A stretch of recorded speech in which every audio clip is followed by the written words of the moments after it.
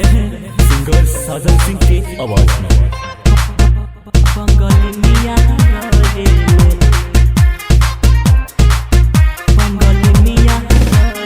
गैला परदेसवा में रुपया कमाए तोहर याद सैया बहुते सतावे। सुनिए के बात बंगलिया के डरावे जल्दी से चली आवा ए पिया गावे।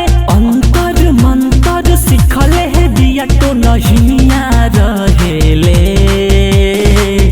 बंगलिया रहेले। अंतर मंतर सिखले है दिया तो नहिया रहेले।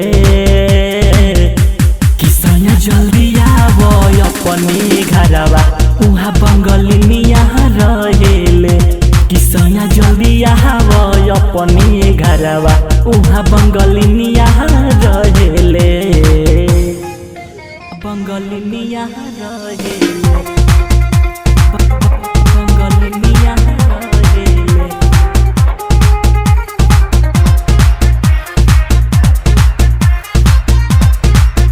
बंगलिया रहेले। सोची सोच जिया घबरा तनु जी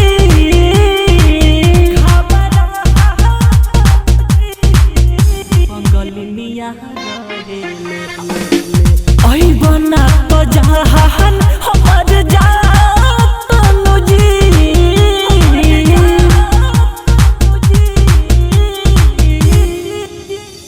दिल्ली गुजरात चाहे बॉम्बे कलकत्ता सब जगह बात बंगलिया के सुनाता। केहू से नहीं डरले। किसने जल्दी आवो अपनी घरवा उहाँ बंगलिया रहेले। किसने जल्दी आवो अपनी घरवा उहाँ बंगलिया रहेले।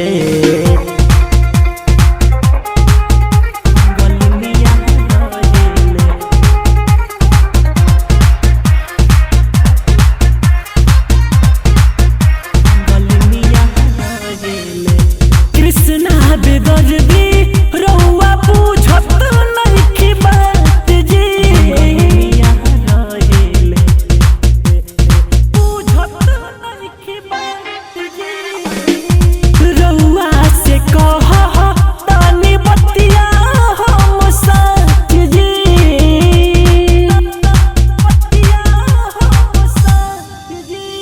साजन सिंह रहबी पटेल संगे आजा श्री राम राम जिते ले बेले माजा।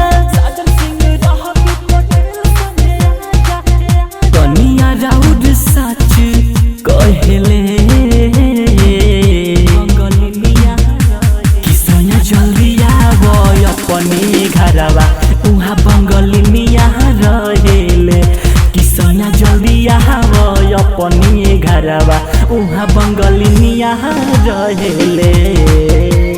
गैला परदेसवा में रुपया कमाए तोहर याद सैया बहुते सतावे। सुनिए के बात बंगलिया के डरावे जल्दी से चली आवा ए पिया गावे।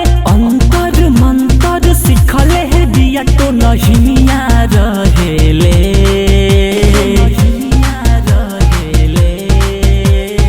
अंतर मंतर सिखले है दिया तो नहिया रहेले। किसने जल्दी आवो अपनी घरवा उहाँ बंगलिया रहेले। किसने जल्दी आवो अपनी घरवा उहाँ बंगलिया रहेले।